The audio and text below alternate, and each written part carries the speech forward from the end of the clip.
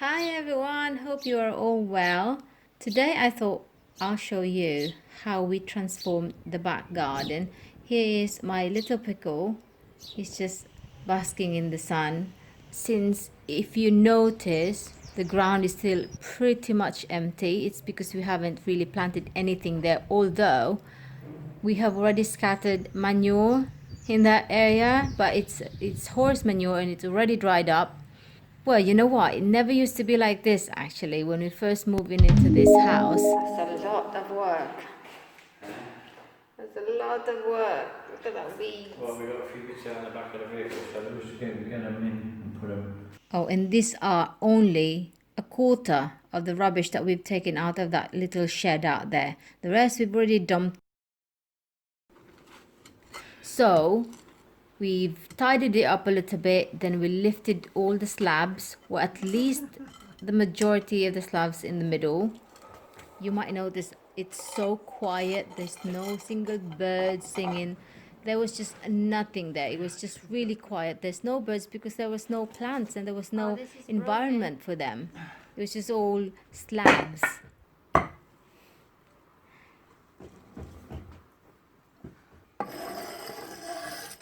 20. You realize we have to do this in front as well. We left a walkway on the right side and then some seating area, about 3 rows of slabs here nearby the door. And then the rest we've taken it all away. We've cleaned it up as much as we could. And then we bought a polytunnel. Nearly as big as the house.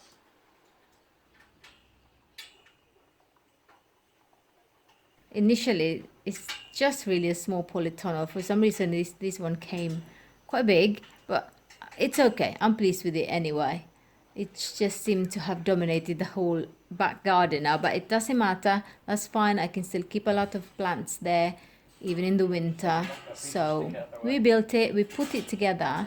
Oh, hang on, we need to get that one.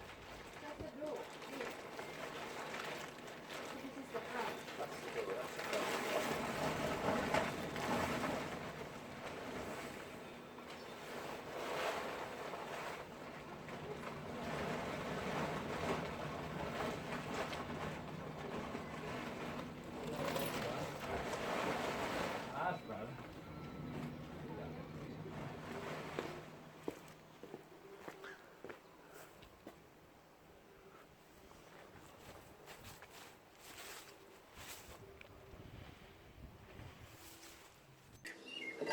And this is what it looks like right now. It's still a little bit of a mess, but this is back in April when it was lovely and sunny. And I thought all the plants that I've started from seeds are now ready to be transplanted. So I'm going to start just making a bed. I needed to put a border so that the soil doesn't go on the pathway, because there are blackbirds that comes and dig the whole garden every single morning. That pathway is covered with compost and all sorts of stuff from the garden. I thought I'll repot some of my seedlings as well. These are the chives that I've sown from seeds. I'm just repotting them now so that some of it can be moved on the ground, some of it can be potted as well.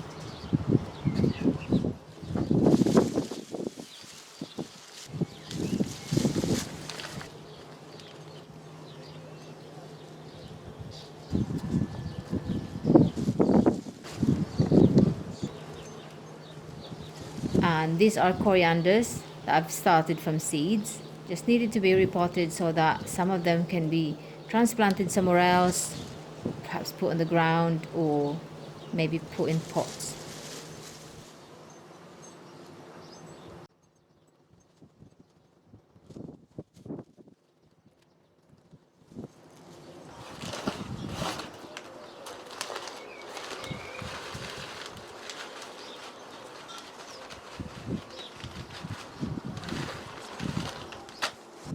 I have a couple of these dianthus that I bought from Morrison's for £1 each because they were on sale last autumn and they were really dying, and I put them in bigger pots.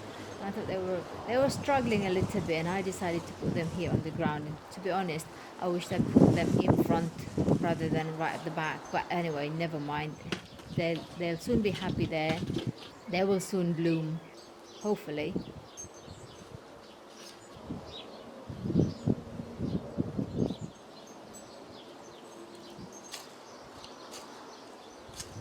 I have started sweet corn from seeds, and I decided to put it on this ground. To be honest, this ground is not very fertile. That's why we put a lot of horse manure in it, and I doubt that there's anything that's going to grow here. But I've added a lot of horse manure. Like I said, we put horse manure in it, and also I have been adding some of those fish blood and bones over there. These sweet corn are called the glass gem. We bought the seeds from autumn. Now I can't remember if it's edible or not. I think it is edible. It's decorative and edible as well. And then these sunflowers I've also started from seeds. I decided to put them in between those sweet corns, and also some marigold as well.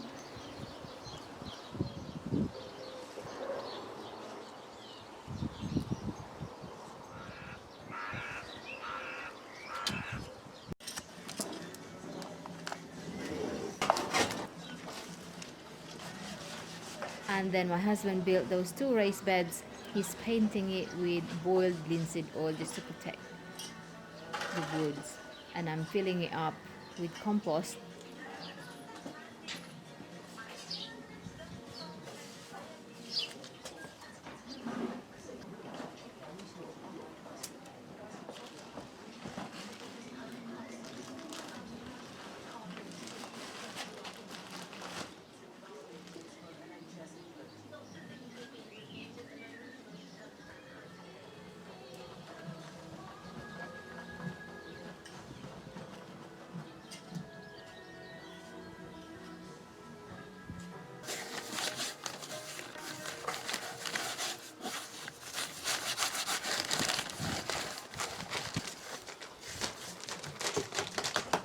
Va?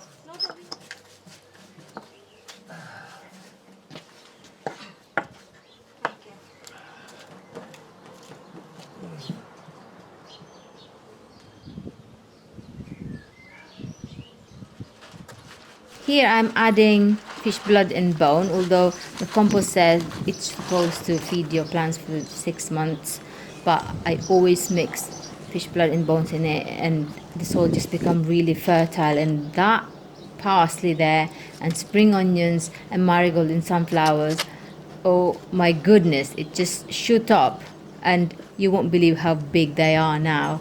But I think it's gonna be too long for this video, so I will show it on the next video, definitely, for the progress, for the update.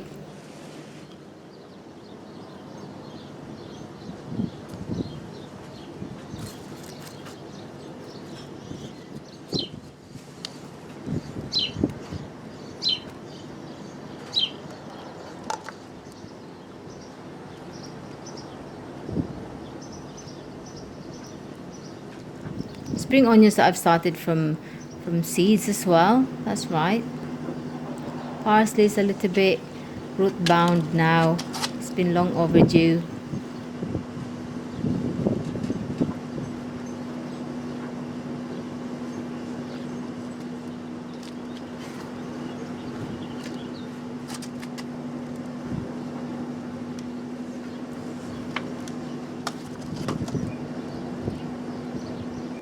They look pretty empty, but I know for a fact that after 2 or 3 weeks this is going to fill up really well. So I thought I'll leave it for now, although I plan to put tomatoes at the back of one of the beds and perhaps something else on the other one.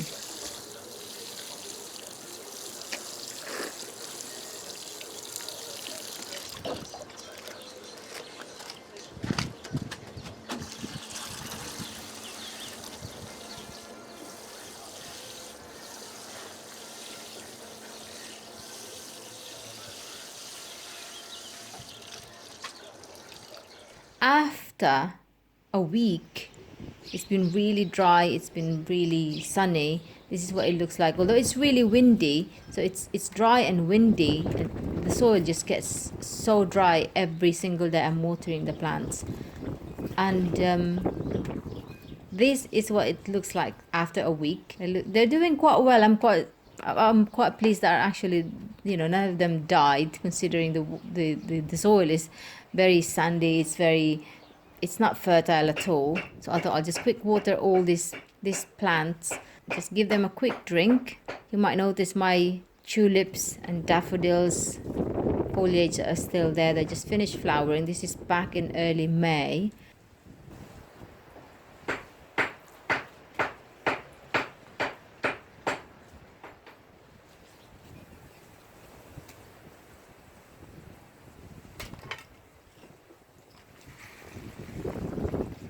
And after another week, I decided I wanted to add more. So I've added some more sunflowers in it. I've also put dill.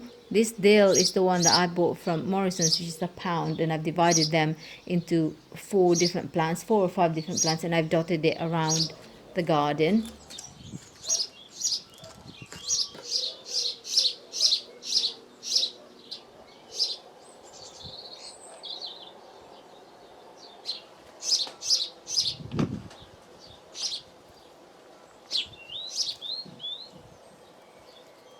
And I decided to put sweet pea here. I just really wing it, you know, wherever I feel like I want to put plants or I want to put any flowers, I just plant it there. And then here on the corner as well, you notice is a butternut squash.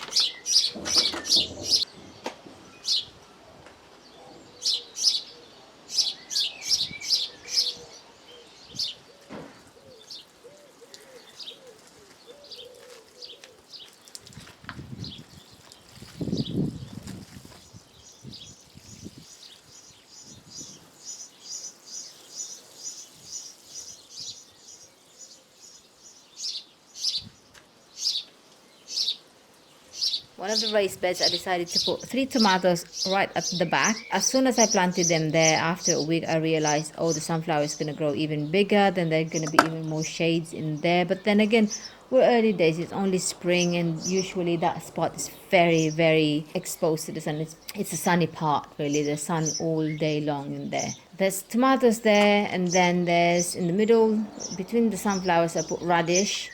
And then on the other beds I put peas as well, which I'm going to show you in the next video because it's going to be too long now. Anyway, thank you so much for watching, everybody. Look after yourselves, and I will see you on the next video. Take care. Bye.